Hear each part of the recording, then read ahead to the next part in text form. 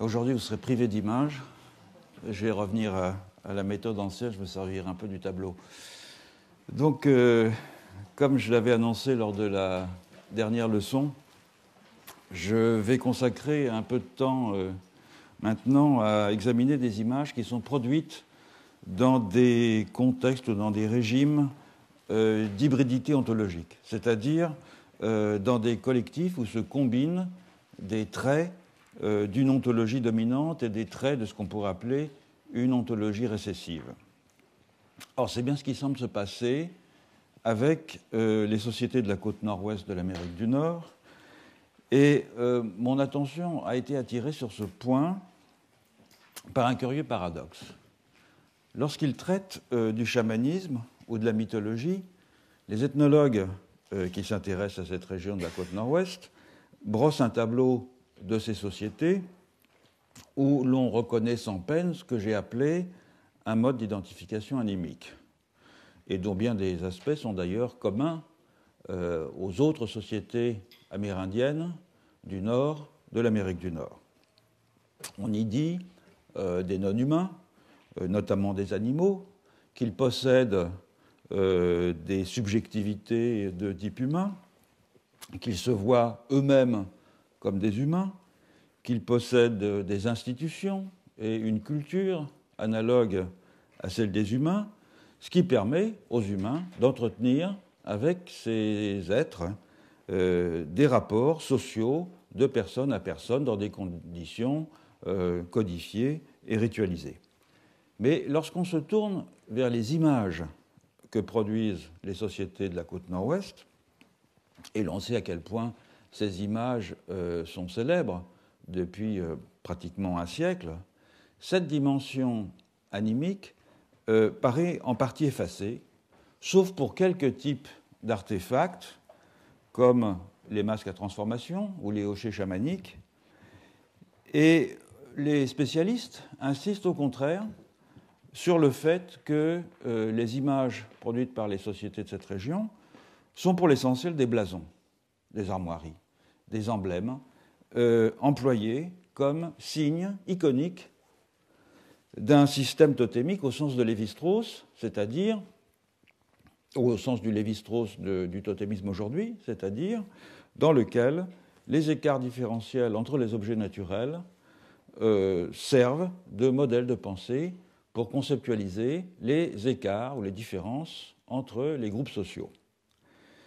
Les Tsimshian, qui sont l'un des groupes les plus septentrionaux de l'ensemble amérindien de la côte nord-ouest, offrent une bonne illustration de ce paradoxe.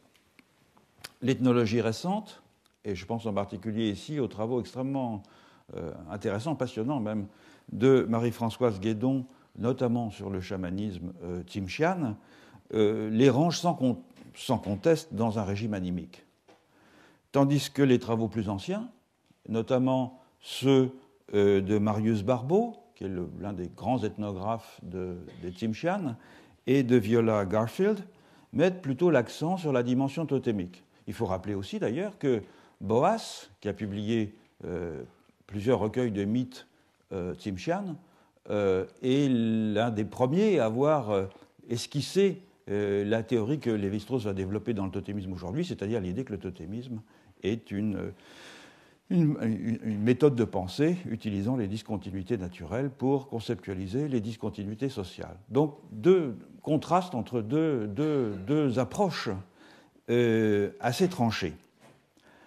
Alors, fort heureusement, une thèse de PhD qui a été soutenue en 1973 à l'université de British Columbia par quelqu'un qui malheureusement est décédé depuis, qui s'appelle Marjorie Halpin, a beaucoup contribué à éclaircir cette question. Les Tsimshian, donc, Marjorie Halpin, en effet, a consacré sa thèse à une étude exhaustive, systématique, de tous les objets Tsimshian que l'on trouve dans les musées et elle a mis l'étude de ces objets en relation avec l'étude très systématique des notes de terrain, c'est-à-dire pas uniquement des documents publiés, mais des notes de terrain, des archives scientifiques, de deux personnalités importantes et qui ont étudié les Tsimshian. D'abord Marius Barbeau, que j'avais mentionné tout à l'heure, mais aussi de William Beynon, qui est un Amérindien, qui a été un collaborateur de Marius Barbeau et qui a laissé pas mal de documents. Barbeau, c'est B-E-A-U, c'est une des grandes personnalités de l'anthropologie canadienne. Ils ont étudié les Tsimshian pendant une période qui va, au fond, pratiquement de la Première Guerre jusqu'en 1957. Et donc, ils ont accumulé extrêmement une documentation extrêmement importante à une époque où certaines des institutions des Tsimshian étaient encore vivaces. Alors, la thèse de Marjorie Halpin, elle est consacrée au système des blasons, précisément. Elle s'appelle The Tsimshian Crest System, et elle montre à quel point le système des blasons est riche, complexe, comporte plusieurs centaines d'armoiries nommées, comment il est fondé sur l'usage d'attributs spécifiques associés à des animaux héraldiques qui permettent en particulier de créer des blasons nouveaux ou de réaliser des hybridations de formes composites afin d'engendrer des blasons qui sont des sortes de monstres ou de chimères. Mais à côté du système des blasons, et c'est ça qui est très important dans le travail de Marjorie Halpin, elle montre qu'il existe aussi un autre système iconographique fondé sur des noms d'esprits animaux, lesquels sont appelés Nashnok,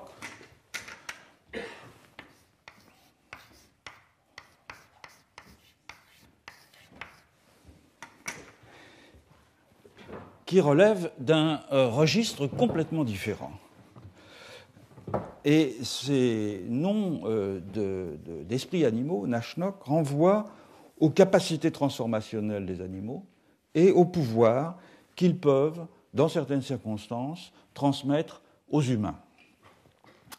Ces animaux sont le plus souvent figurés sous la forme de masques, tandis que les blasons sont plutôt dépeints sur les frontons des maisons ou sculptés sur les mâts héraldiques. Bref, il semble bien, en tout cas c'est le résultat du travail de Marjorie Halpin, qu'il y ait une coexistence chez les Tsimshian de deux régimes figuratifs. L'un renvoie à la fonction totémique et se traduit par des blasons, l'autre renvoie à une ontologie animique tout à fait classique et se traduit par d'autres images sur d'autres supports, mais, et c'est ça qui est fondamental, des images qui représentent les mêmes choses, à savoir, le plus souvent, des animaux, et assez souvent d'ailleurs avec le même type de convention figurative. Alors pour comprendre la différence très fine qui peut exister entre ces deux régimes figuratifs, il faut s'immerger assez profondément dans la société et dans la culture Tsimshian, et c'est ce que nous allons faire aujourd'hui au cours de la séance prochaine. Donc les Tsimshian, je le rappelle, vivent dans le nord-ouest de la Colombie-Britannique, dans les régions côtières et sur les rives de deux rivières principalement, qui est la Nass et la Skeena. Ce sont des zones qui sont extrêmement riches en ressources halieutiques qui permettaient jadis aux Tsimshian, comme aux autres populations de la côte nord-ouest, de vivre exclusivement de la pêche, de la cueillette et de la chasse, notamment de la chasse des mammifères marins. Donc vraiment des sociétés d'abondance.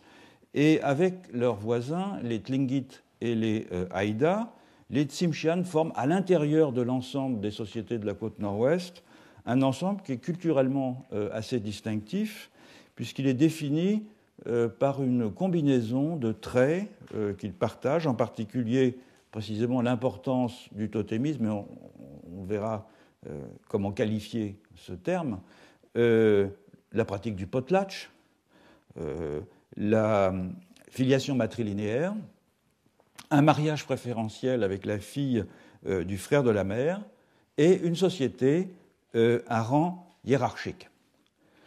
Les Tsimshian sont aussi répartis en 3 grands ensembles géographiques, chacun marqué par une variante dialectale de leur langue, qui est une langue autonome, qui n'est reliée à aucune autre dans la région.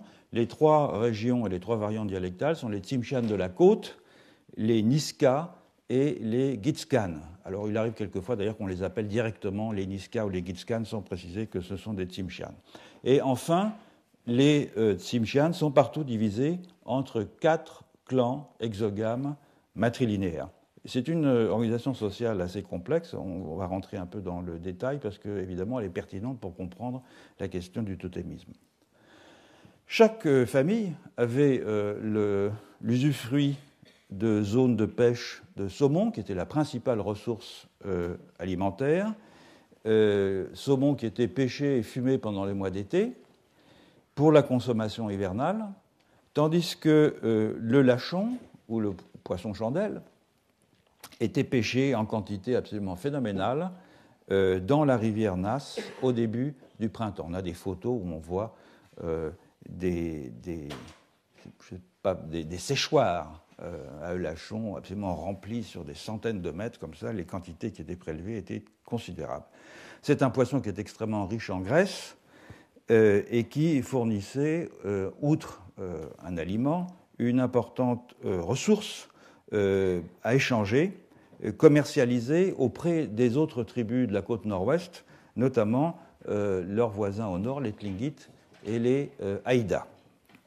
En hiver, les gens restaient pour l'essentiel confinés dans les villages, dans des grandes maisons, dont on verra des images la fois prochaine, en planches de cèdre, maisons avec des toits à deux pans, et un fronton opaque, avec juste une entrée, une porte d'entrée sans fenêtre, et assez souvent peint.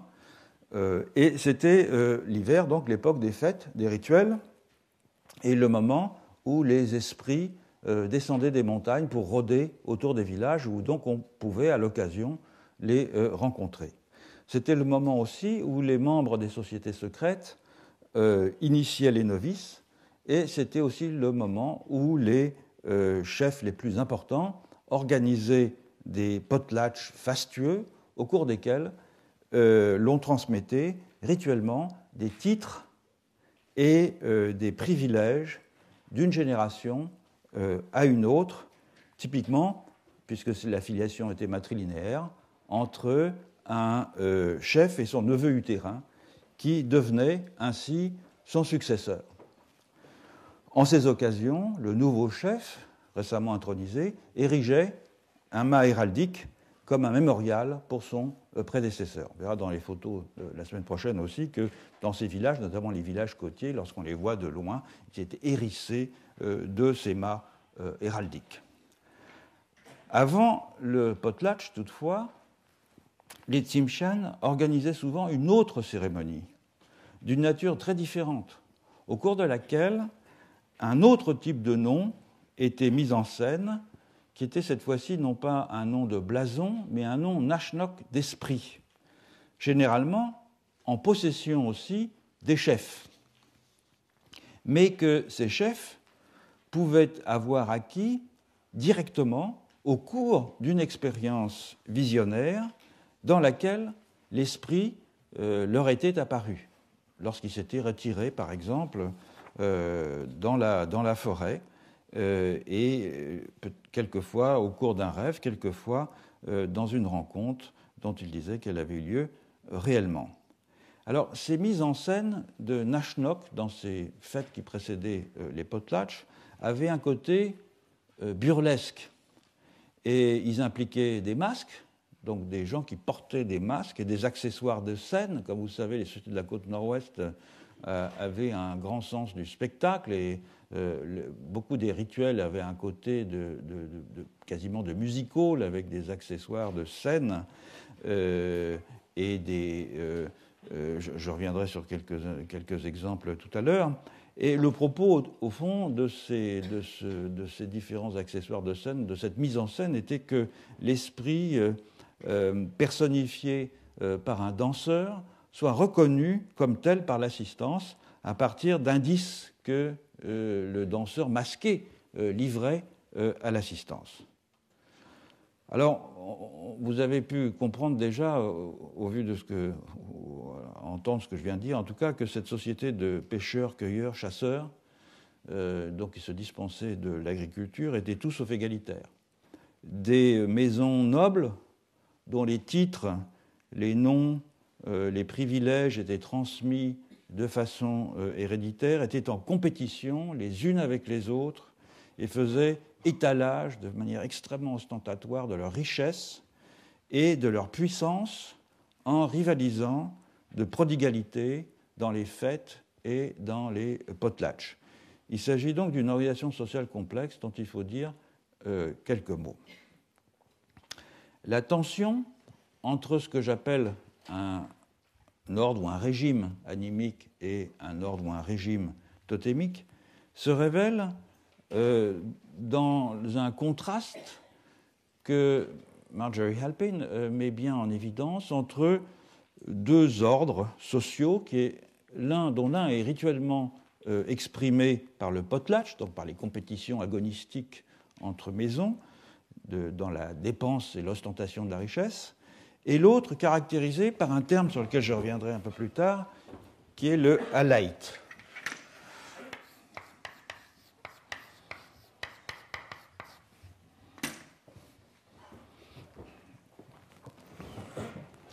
Ce terme de halite renvoie aux pouvoirs qui sont conférés par les esprits.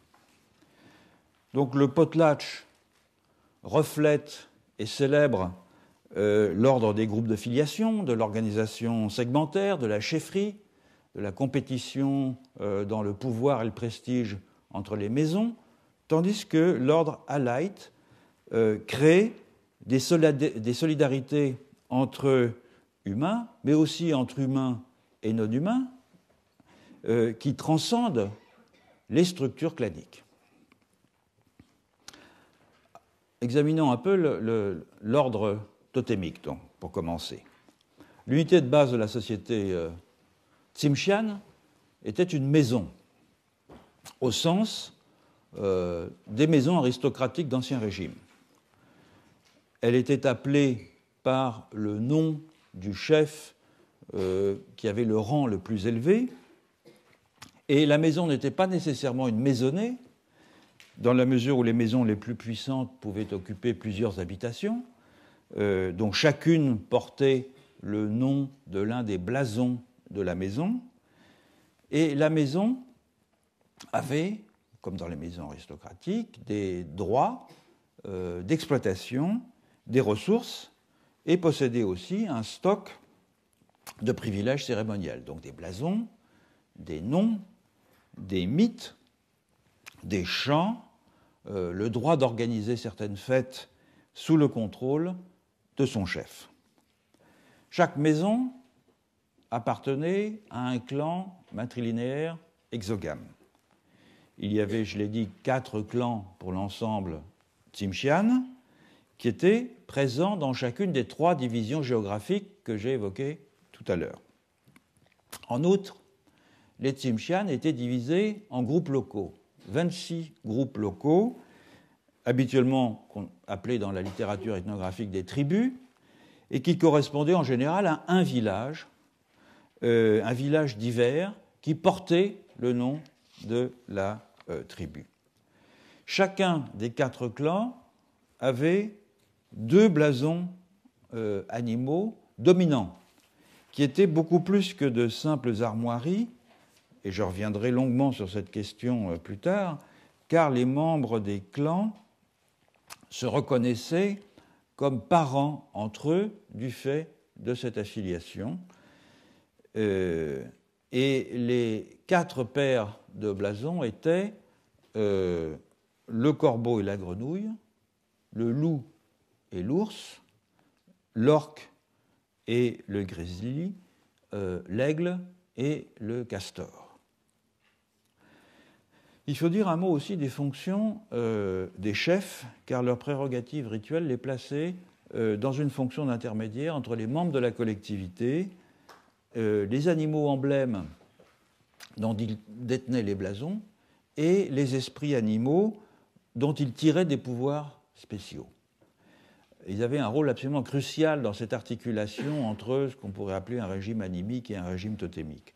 Et le rôle des chefs différait selon les trois ensembles régionaux et dialectaux, mais pour des raisons de simplification, je n'examinerai ce rôle que dans le cas particulier des Tsimshian de la côte, dont les institutions étaient, disons, plus complexes que celles des deux autres groupes, les Niska et les Gitskan. La société de Tsimshian était donc organisée selon une hiérarchie très stricte, de sorte que le chef de chaque tribu était le chef de la maison de rang le plus élevé dans la tribu.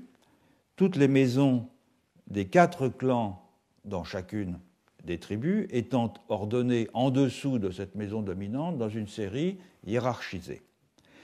Les Tsimshian côtiers, qui sont donc ceux pour l'essentiel auxquels je vais m'intéresser maintenant, étaient divisés en 15 tribus ou groupes locaux, villages si vous voulez, et si certains chefs avaient plus de prestige que d'autres, il n'y avait pas de chef exerçant une autorité supralocale sur l'ensemble régional. Le rapport des chefs de tribus ou de chefs de groupes locaux ou de villages à l'intérieur de chaque ensemble géographique étant au contraire fondé sur une intense rivalité s'exprimant notamment dans les potlatches. Le chef tribal et les chefs de haut rang avaient un nom spécial qui était Simugit. C'est intéressant parce qu'on peut traduire cela par personne réelle, c'est-à-dire accomplissant parfaitement les qualités associées à l'idée de personne. Mais il n'avait pas de pouvoir coercitif à proprement parler, et les devoirs et responsabilités des chefs étaient avant tout rituels. Lui et sa famille devaient à tout moment présenter un modèle de vertu et d'accomplissement, et il était attendu de lui qu'il organise des potlatches contre les chefs des autres tribus, notamment grâce aux contributions des membres de sa tribu, donc des compétitions de générosité. Mais le rôle le plus important dévolu aux chefs était peut-être celui de vihalait, c'est-à-dire de grand halait. Le terme est le même que celui que j'ai inscrit au tableau tout à l'heure. Ce terme de halait est indifféremment traduit par danse, danseur, chaman ou initié. Et de fait, n'importe qui, vu comme détenteur d'un pouvoir, disons surnaturel pour employer des termes communs et compris de tous, peut être dit halait. Le terme dénotant donc ce qui se rapporte au monde des esprits et des pouvoirs que les esprits transmettent, mais caractérisé aussi par la capacité d'un individu à en faire usage. Donc un chef peut être ainsi appelé halait dans certaines circonstances rituelles, de même que peuvent être appelés halait les responsables des sociétés secrètes. Le terme peut également être appliqué aux objets, comme par exemple les hochets cérémoniels, les couvertures. Vous avez sans doute peut-être vu en tout cas les fameuses couvertures Chilkat, qui sont des couvertures de la côte nord-ouest, qui sont des couvertures qui sont couvertes en effet d'images et que l'on portait dans certaines circonstances cérémonielles. Le terme peut être aussi utilisé pour les coiffures cérémonielles et aussi notamment pour les frontaux, c'est-à-dire des petits des petites coiffures en bois que l'on portait sur le front et qui portaient l'image d'un ou de plusieurs êtres. On reviendra aussi là-dessus. Donc la notion de halait, elle est étroitement couplée à la notion de nashnok. Une personne halait, c'est une personne qui a été dotée de nashnok, qui a été contactée par un esprit nashnok, c'est-à-dire qui a été en contact avec un être, un événement ou une circonstance qui relève du monde des esprits en général animaux, mais pas uniquement, en tout cas des non-humains. Dans les mythes, Nashnok renvoie aux non-humains dotés de pouvoirs, notamment les esprits à forme animale. Et la plupart des êtres qui peuplaient et qui, le cosmos Tsimshian au temps du mythe, si on peut dire, sont Nashnok par définition. Nashnok renvoie également aux événements et aux êtres auxquels se réfèrent certains noms dont les chefs sont propriétaires, mais qu'ils n'ont pas acquis par filiation, comme les noms liés à des blasons, qui sont eux acquis par filiation, mais à la suite d'une expérience visionnaire personnelle. De façon générale, toutes les manifestations humaines de Nashnok reposent sur cette notion d'auxiliaire ou d'assistant des humains que l'on trouve dans une grande partie de l'Amérique du Nord, qu'on appelle en anglais les Guardian Spirits, que ces assistants soient extérieurs à la personne humaine ou qu'ils soient partie intégrante de la personne. Et les pouvoirs Nashnok se manifestent sous la forme d'intentions humaines ou non humaines qui affectent ceux qui les reçoivent et qui communiquent librement d'âme à âme, de subjectivité à subjectivité, par-delà la frontière des espèces et des barrières corporelles différentes.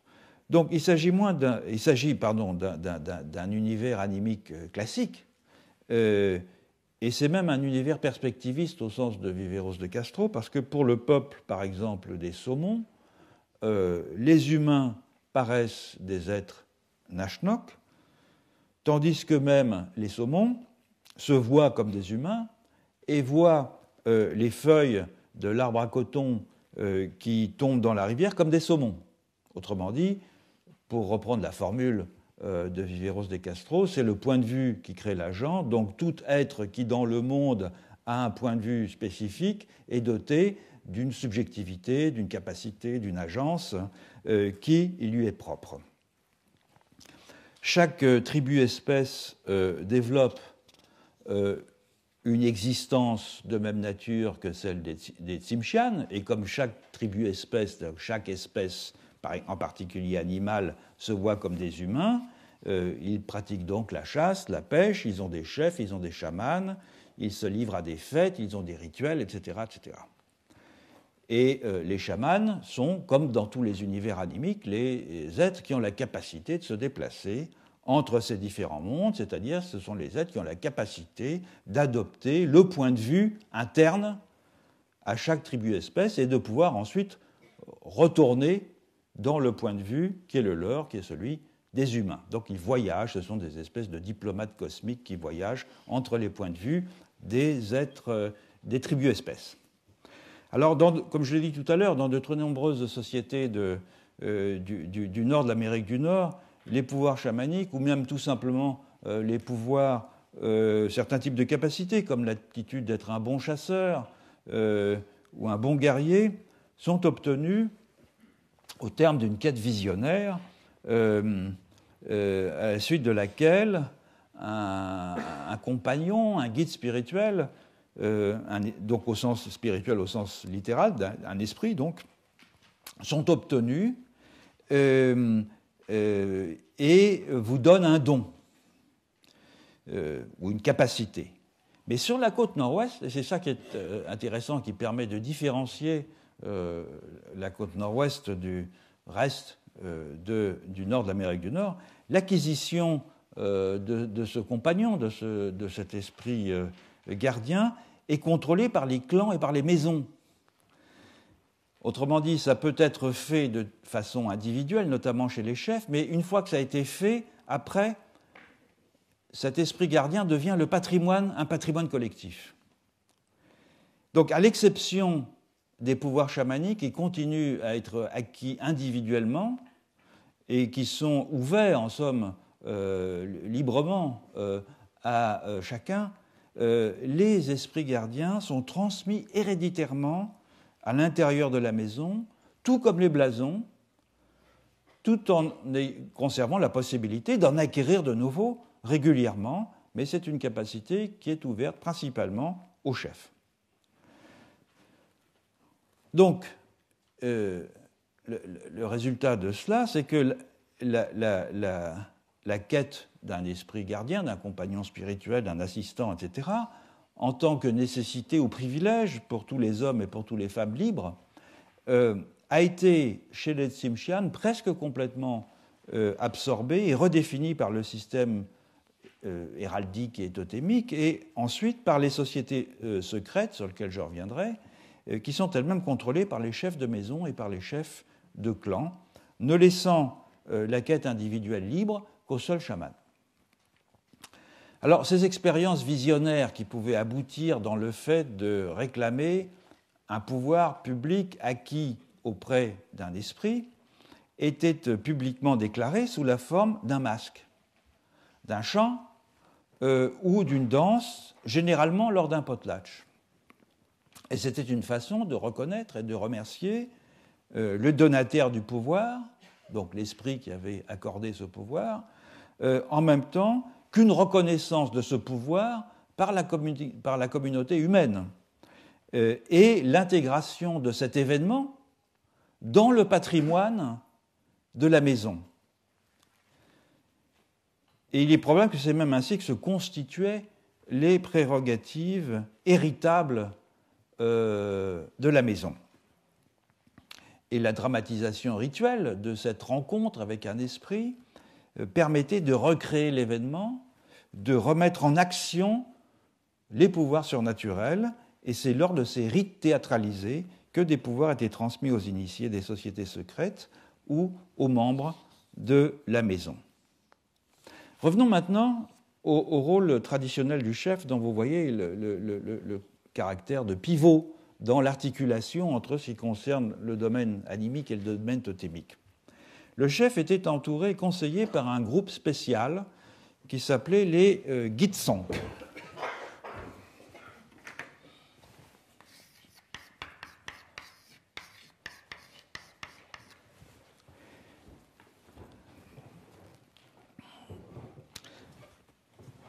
Viola Garfield, dans son livre Tsimshian Clan and Society de 1939, les définit ainsi. Je traduis. C'est le groupe professionnel d'artistes, de compositeurs de chansons et de metteurs en scène qui étaient tous des hommes ayant reçu des pouvoirs surnaturels. La capacité de sculpter, de concevoir et de faire fonctionner des masques mécaniques d'un genre nouveau, donc des masques à transformation un peu complexes, ou de composer des chants, était vue comme une manifestation des pouvoirs que l'individu avait reçus. Les Gitsong étaient donc attachés aux maisons des chefs, mais aussi prêtés par les chefs à d'autres maisons, et leur rôle, en partie artiste, en partie conseiller, en partie ordonnateur des fêtes, rappelle sous certains aspects le statut des artistes auprès des maisons nobles et royales de l'Europe de la Renaissance, y compris la capacité qu'on avait à se les prêter dans certaines circonstances. Ce qui est fondamental pour notre propos, c'est que les Gitsong étaient spécialisés dans la production d'images et d'objets alaïtes, c'est-à-dire relevant des esprits animaux et du régime animique en général. Et ceci les distinguait d'une autre classe d'artisans qui s'appelait Ukgila,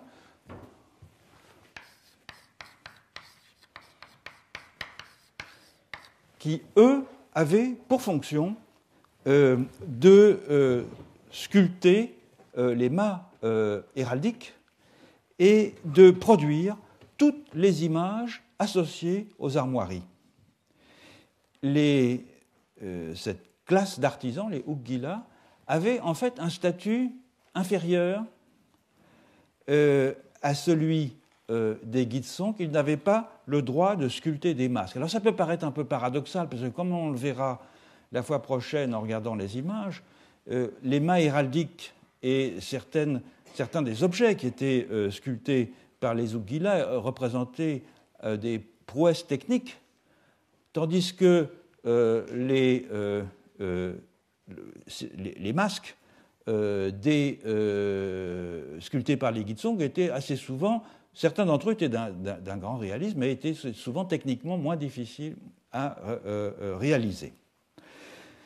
Autrement dit, la distinction entre ce que j'appelle les images animiques et des images totémiques, elle était aussi très nette dans les conditions différenciées de leur production respective. Et ça, Marius Barbeau ne laisse aucun doute sur cette question.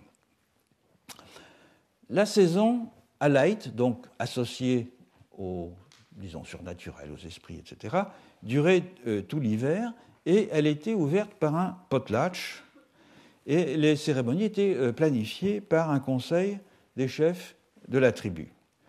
Tous les membres de la tribu participaient au cycle alaïte que l'on peut envisager comme une série d'étapes dans la connaissance et dans la maîtrise des réalités non immédiates au moyen de cérémonies initiatiques. Alors la première étape, c'était une cérémonie au cours de laquelle les enfants du groupe local recevaient un pouvoir du chef, c'est-à-dire le pouvoir que le chef avait acquis au contact des esprits animaux, ce qui permettait à ces enfants ensuite de rejoindre l'une ou l'autre des deux sociétés secrètes ou des deux sociétés initiatiques de danseurs que comptaient les Tsimshian, qui s'appelaient les Noulem, ou les mangeurs de chiens, et les Mitla, ou danseurs. À peu près tous les Tsimshian, à l'exception des catégories de très basse extraction et des esclaves, je reviendrai en plus sur la catégorisation sociale tout à l'heure, et devenaient membres de ces sociétés initiatiques, et l'on appelait l'initiation dans ces sociétés, donc après ce premier stade dans lequel les enfants recevaient le pouvoir des chefs, l'on appelait l'initiation dans ces sociétés l'ascension aux cieux, en référence à l'ascension céleste supposée de l'initié sous l'effet de son enlèvement par les esprits. Ils allaient à la périphérie du village. Je ne vais pas rentrer dans les détails, mais enfin, c'est un système initiatique tout à fait caractéristique dans lequel il s'agit de terroriser les initiés, les soumettre à des épreuves, et on leur explique ce qui se passe et qu'ils doivent voir, les esprits qu'ils vont rencontrer, etc. Donc, il est intéressant de voir que dans cette société initiatique, essentiellement, on fournit aux initiés une sorte de pédagogie du rapport aux esprits. Le chef tribal, le chef du groupe local, était le leader de l'une des sociétés initiatiques, tandis qu'un autre chef de haut rang était le leader de l'autre. Et au fond, le but explicite de toutes ces cérémonies était de mettre directement en contact les initiés avec le pouvoir des esprits animaux, toujours par l'intermédiaire des chefs. C'est ça qui est intéressant ici et qui contraste avec, encore une fois, le reste de l'Amérique du Nord, mais aussi, par exemple, avec l'Amérique du Sud des Basses-Terres. Chaque société se caractérisait par une liste spécifique d'esprits correspondant à la hiérarchie des grades dans la société initiatique. Et le cérémonial n'impliquait pas vraiment une rencontre directe des initiés avec les esprits, mais une sorte de répétition ritualisée d'une rencontre effective ou imaginaire, ou mythique en tout cas, des chefs ou des initiés de haut rang avec ces esprits. Et une large part de l'initiation consistait à enseigner aux novices tout ce qu'ils devaient savoir afin de donner vie ou de donner une représentation réaliste des esprits qu'ils étaient censés incarner lors des cérémonies. Enfin, et pour mieux comprendre ce qu'étaient les blasons, par contraste avec les images d'esprits animaux, il faut revenir sur la question de la hiérarchie. Les Tsimshian, on l'a compris, sont une société à rang. obsédé par la hiérarchie, obsédé par le protocole, et au fond qui n'est pas sans rappeler la cour de France telle que l'a pu la décrire Saint-Simon. Les maisons étaient rangées par ordre d'importance, à l'intérieur d'une tribu, les clans aussi, en particulier chez les Gitskan, les sous-clans à l'intérieur d'un clan, et les clans à l'intérieur d'une tribu chez les Niska. Les chefs pouvaient aussi être ordonnés, c'est-à-dire rangés dans une hiérarchie, en fonction des potlatches, c'est-à-dire en fonction du succès ou de l'échec du potlatch qu'ils donnaient, de la générosité dont ils témoignaient. Enfin, les noms à l'intérieur d'une maison pouvaient être classés en noms de haut rang et non de bas rang.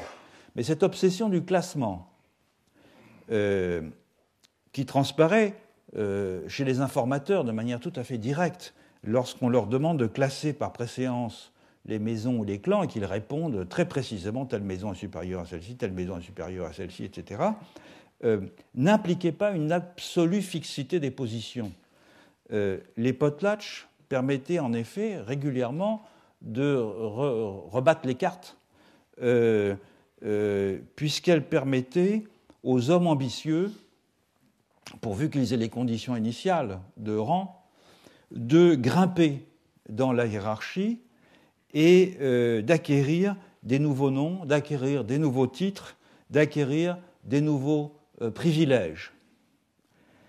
Et la tension entre les positions héritées par l'affiliation et les positions gagnées par un potlatch réussi, c'est-à-dire un potlatch dans lequel on avait réussi à distribuer énormément de richesses, c'est-à-dire dans lequel on avait réussi à se faire, non pas prêter, mais en tout cas à obtenir de la part de ses parents suffisamment d'objets pour pouvoir manifester de façon ostensible sa prodigalité.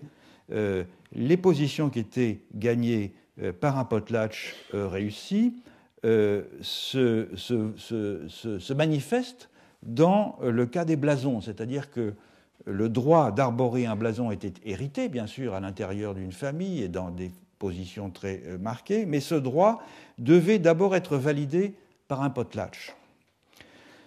Et donc, au fond, l'importance relative de la position et de la position acquise par l'affiliation et de la richesse dans la constitution du prestige personnel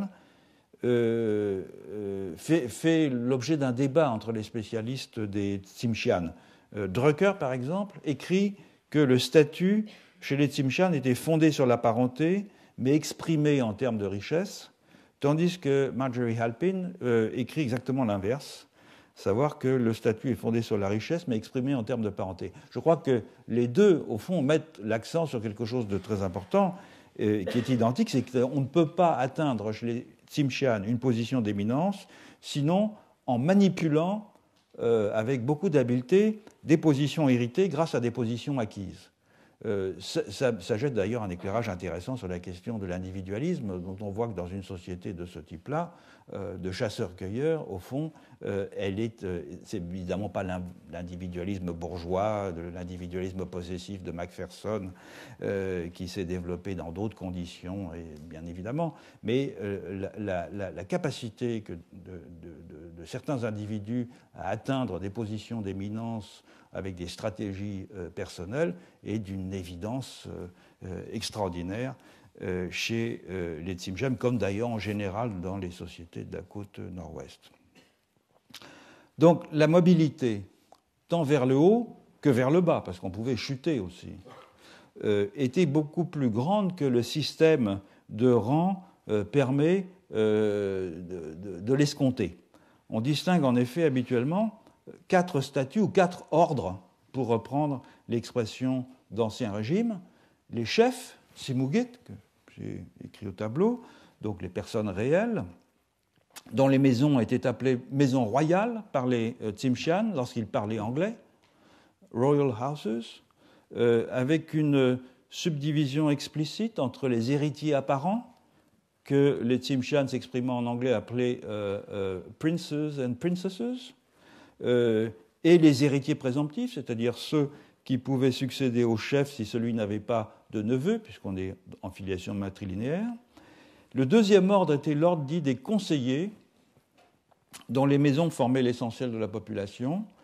Il leur était en principe impossible de devenir chef, donc il y avait quand même des limites structurelles dans l'ascension personnelle, comme il était impossible à un membre d'une maison de chef de devenir conseiller. En revanche, on pouvait descendre plus bas, parce qu'il y avait un troisième ordre, qui était un ordre de outcast, d'une certaine façon, qu'on appelait Wahayin, qui était composé d'individus, et non pas de lignages ou de maisons, donc des gens qui étaient désocialisés, en quelque sorte, et qui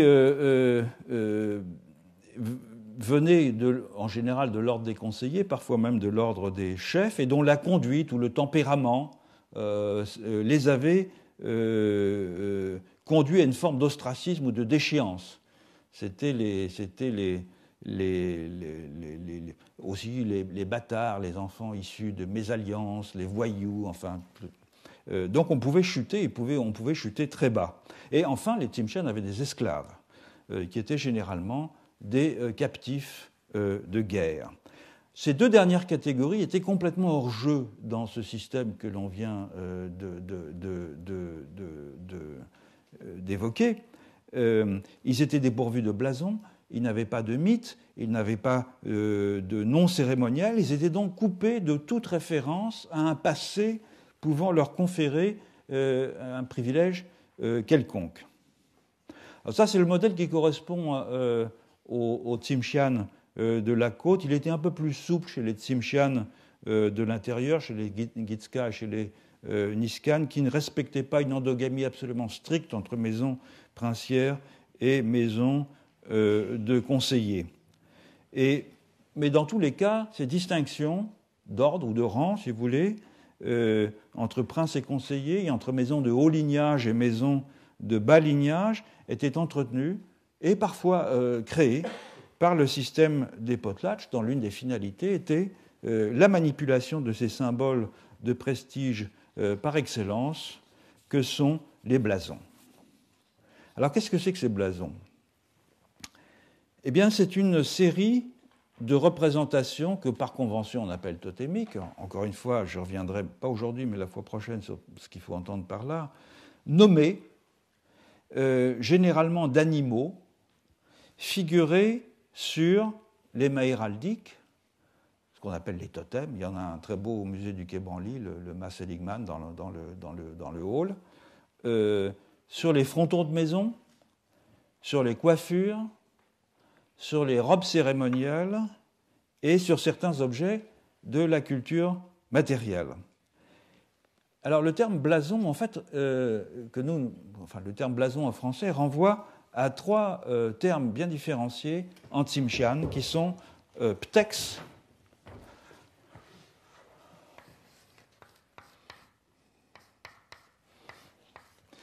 ayuk et dzpek. Non, c'est dzek. C'est une langue qui n'est pas facile, notamment sur le plan phonologique. Et encore, c'est une orthographe simplifiée, là. Ptex, c'est un terme qu'on traduit souvent par clan. Mais le terme désigne aussi et surtout l'animal totémique principal d'un clan et, comme on le verra un peu plus tard, le prototype qui permet de décliner toute une série de blasons. Alors, on a vu qu'il y en a 8 principaux, l'aigle, le grizzly, l'orque, le corbeau, la grenouille, etc. Le fait que le nom du clan et le nom de l'animal soient identiques paraît indicatif, et je reviendrai longuement sur cela, d'une possible lecture ontologique, c'est-à-dire d'une lecture dans laquelle ce qui est premier est une sorte de prototype représentant un paquet de propriétés qui s'applique autant à un collectif qu'à une espèce animale. Deuxième terme désignant le blason, c'est ayuk, c'est le blason lui-même, ou plutôt ce sont les armoiries si on veut mettre l'accent sur le fait que c'est l'image en tant que composition symbolique qui est ainsi désignée. Il peut y avoir une dizaine de blasons différents qui sont formés à partir d'un seul prototype totémique Tex. Vous avez un ours et puis il y a, à partir de cet ours, 10 blasons différents. Et Zepc, enfin, c'est la réalisation matérielle d'une armoirie. La représentation physique d'un blason, par exemple dans une sculpture ou dans une peinture. Les blasons, on l'a vu, ils appartenaient aux maisons et ils constituaient des trésors jalousement gardés, commémorant une rencontre entre des humains, parfois fondateurs de la maison, et des esprits animaux, parfois des rencontres beaucoup plus récentes. Rencontres relatées dans des récits associés aux blasons. Et bien que les blasons fussent une possession de la maison, c'étaient les chefs qui en avaient le contrôle effectif. En particulier, chaque blason était associé à des noms qui étaient transmis en ligne matrilinéaire de génération en génération, et c'était le chef qui portait le nom dont la dignité était la plus élevée. Et c'est au cours de potlatch que l'on réclamait le droit de porter un nom et que ce droit était validé publiquement en association avec un blason. Donc un impétrant succédant au nom d'un chef décédé devait ériger un mât héraldique en mémoire de ce chef portant les blasons principaux de la maison. Et tous les potlatches donc, avaient les mêmes caractéristiques. Ils réunissaient un groupe hôte et un groupe invité. Le groupe hôte distribuant des richesses au groupe invité, mais les potlatches étaient organisés dans des circonstances très diverses avant que, comme vous savez, ils étaient interdits par l'État canadien. Et le plus important et le plus fréquent des types de potlatch était celui au cours duquel on assumait publiquement un nom ou, ce qui revient au même, on exhibait un nouveau blason ou on érigeait un nouveau mât héraldique, 3 opérations équivalentes. Alors chaque blason était associé à un récit étiologique qui retraçait les conditions de son acquisition, c'est-à-dire, en général, la rencontre entre un ascendant de la maison et l'esprit animal dont le blason était la figuration. Et lors du potlatch, la narration de ce récit étiologique constituait une condition de la validation du blason.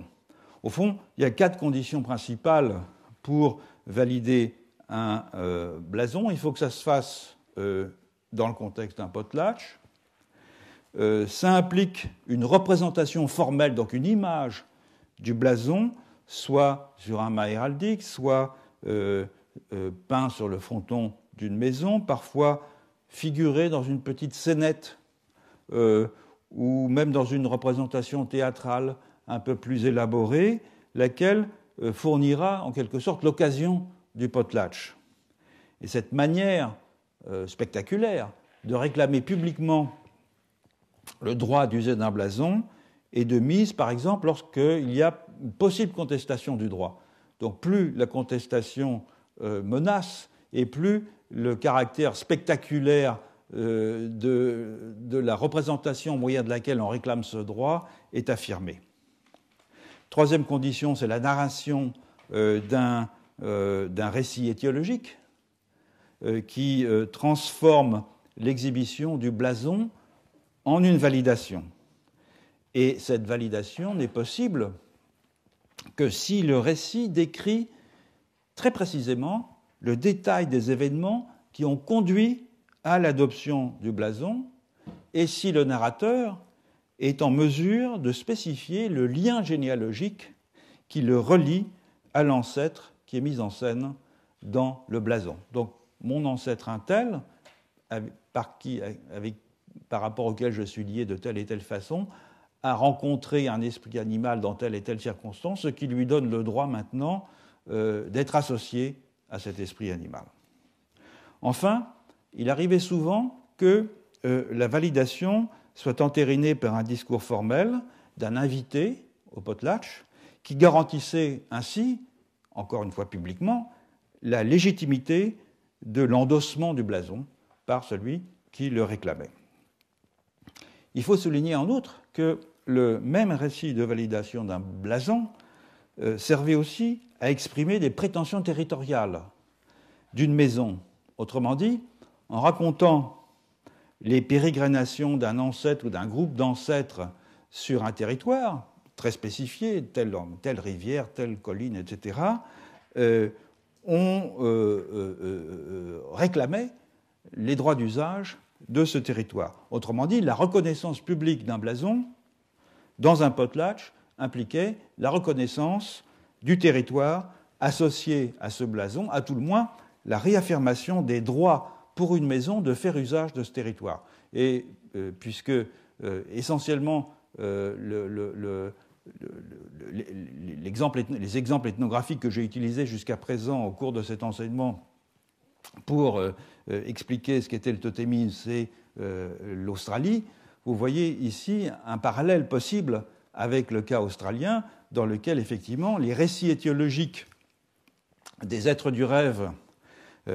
surgit en certains endroits d'un territoire, accomplissant telle et telle action dans ce territoire qui avait comme effet de transformer l'environnement de telle et telle façon, était autant de façons pour un groupe totémique ou un groupe de filiation d'affirmer son droit à l'usage de ce territoire. Il y a donc ici un parallèle avec le cas australien. Après avoir examiné donc ce versant totémique de la figuration, celui qui concerne les blasons, regardons à présent les images qui relèvent du versant animique, c'est-à-dire du système Nashnok. Nashnok, vous vous en souvenez, qualifie les esprits et les pouvoirs surnaturels, notamment animaux, et il renvoie aussi à des noms possédés par les maisons, mais qui ne sont pas des noms de blasons, parce que leur statut est tout à fait différent. En outre, les Tsimshian avaient aussi des cérémonies durant lesquelles ces noms Nashnok étaient mis en scène, mais qui sont également très différentes de la façon dont les noms de blasons étaient mis en scène dans les potlatchs. Il est toutefois important de souligner que dans de nombreux cas, et c'est ici que les choses deviennent complexes, une même espèce animale pouvait être à la fois la source d'un nom Nashnok, d'esprit animal, et la source d'un blason, sans que les deux systèmes soient pour autant confondus. Et toute la difficulté de la chose, c'est de comprendre en quoi les deux systèmes ne sont pas confondus. Alors, les noms Nashnok étaient exhibés dans des circonstances cérémonielles très différentes des potlatchs. Il s'agissait soit de pantomimes comiques dans lesquelles un acteur présentait des indices aux spectateurs pour qu'ils identifient, je l'ai dit tout à l'heure, l'esprit Nashnok qui est personnifié, et le masque, le costume que portait l'acteur permettait en général cette identification, de même que les actions que cet acteur accomplissait. Selon Marjorie Halpin, et c'est un des grands apports de sa thèse, tous les masques Tsimshian sont Nashnok. Et ces représentations étaient donc pleines de rebondissements, marquées au sceau de l'ambiguïté, parfois effrayante, et permettaient une sorte de satire carnavalesque des chefs. Par contraste, les démonstrations de puissance des chefs, lesquels étaient aussi appelés Nashnok, en dehors du potlatch, ne semblent pas avoir été référées à des esprits Nashnok particuliers, ni avoir cherché à donner l'illusion aux spectateurs qu'un pouvoir surnaturel était présent. Elles visaient une sorte de démonstration de magie, d'artifice tout à fait délibérée, grâce à l'usage de trucs de scène. Il y en a un qui est très connu dans la littérature ethnographique, c'est les marches escamotables, au moyen desquelles un chef assez connu qui s'appelle Tsibasa a humilié publiquement son rival, Legex, en provoquant sa chute ridicule. Comme c'était une grande cérémonie dans une maison, et ce chef avait fait fabriquer des marches escamotables qui permettaient de descendre les degrés. Donc imaginez une grande maison avec une petite entrée et puis des marches qui descendaient vers la pièce centrale de la maison. Et comme ce chef, et tous les chefs réunis de haut rang dans cette maison pour cette cérémonie, et comme le chef qu'il avait invité, qu'il voulait humilier, était un chef de très haut rang, il avait le privilège d'arriver en dernier, de rentrer en dernier. Et donc devant tout le monde, en descendant les marches et en appuyant sur un levier, les marches se sont escamotées, le type s'est cassé la figure et évidemment c'est rempli de ridicule. Voilà le genre de plaisanterie auquel les compétitions de prestige, si vous voulez, aboutissaient, et l'usage que la quête pour le prestige permettait de faire de ces trucs de scène. Par contraste avec les images, avec les blasons, les images de Nashnock sont performées, si je puis dire, pour employer un anglicisme. C'est-à-dire que les images ne sont pas portées comme des emblèmes, mais au contraire, on imite l'esprit qui est censé, que l'image est censée représenter. Et le chef peut déléguer cette opération à des parents ou à des subordonnés, ce qui indiquerait qu'au fond, le pouvoir de ces images, il est dans une large mesure indépendant de la personne du chef. Le chef les contrôle, mais leur activation est dans une large mesure indépendante de sa personne. Et du reste, lorsque un chef s'engage dans une activité Nashnock publique, il est appelé, on l'a vu, à laït et non plus simugit, c'est-à-dire personne réelle. Par ailleurs, aucun mythe n'est récité, tandis qu'ils sont fondamentaux dans les séries de blasons. Enfin, des trompes et des sifflets servent à rendre audibles les voix des esprits Nashnock, qui est aussi caractéristique dans une grande partie des Amériques des contextes de ritualisation animique. Donc l'usage, et Marjorie Alpine insiste là-dessus aussi, l'usage de sifflets Nashnock dans des occasions est indicatif, là je la cite, d'une différence fondamentale entre la dramatisation des noms dans les performances Nashnock et l'exhibition des blasons. Autrement dit, les esprits ou les entités surnaturelles étaient réputés présents lorsque l'on entendait leur voix manifestée par les trompes et les sifflets, tandis que les blasons étaient accordés par ou pris à des êtres surnaturels du temps jadis, de sorte que l'exhibition de blasons était une commémoration d'un événement surnaturel ou spirituel passé, mais ne rendait en aucune façon présent les esprits, à la différence des cérémonies Nashnock. Alors les noms Nashnock se réfèrent autant à des humains qu'à des animaux. Il y en a un très grand nombre, je peux vous en donner quelques-uns. Pour les humains, il y a fier, esclave de basse extraction, querelleur, pleurnichard, sourd, femme homasse, femme avide, niais, lanceur de pierres, tlingit stupide, les tlingits étant des voisins du nord des Tsimshian, bagarreurs paresseux. Et pour les animaux, grizzly, ours sans domicile fixe, homme grizzly, homme ours noir, loup maraudeur, petit corbeau, etc., etc. Certains Nashnock animaux, je l'ai dit, sont aussi des blasons.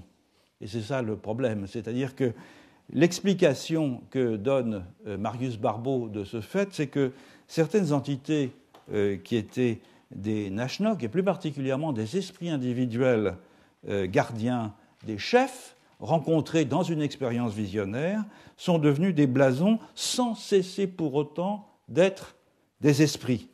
Et ils peuvent donc fonctionner simultanément dans les deux registres. Et l'un des grands apports du travail de Marjorie Alpine, que on peut assez souligner, c'est qu'elle met en évidence de façon tout à fait nette que les masques Tsimshian, tant ceux qui représentent des animaux que ceux qui figurent des visages humains, sont des objets Nashnock, c'est-à-dire des images d'esprit utilisées dans des dramatisations Nashnok. Autrement dit, lorsqu'un acteur porte une coiffure cérémonielle, et notamment ses frontaux que j'évoquais tout à l'heure, cette coiffure représente un blason, mais lorsqu'il porte un masque, il s'agit d'un Nashnok. Et assez souvent, on le verra la fois prochaine, les images sont très proches. Elles diffèrent un petit peu, mais elles sont néanmoins très proches.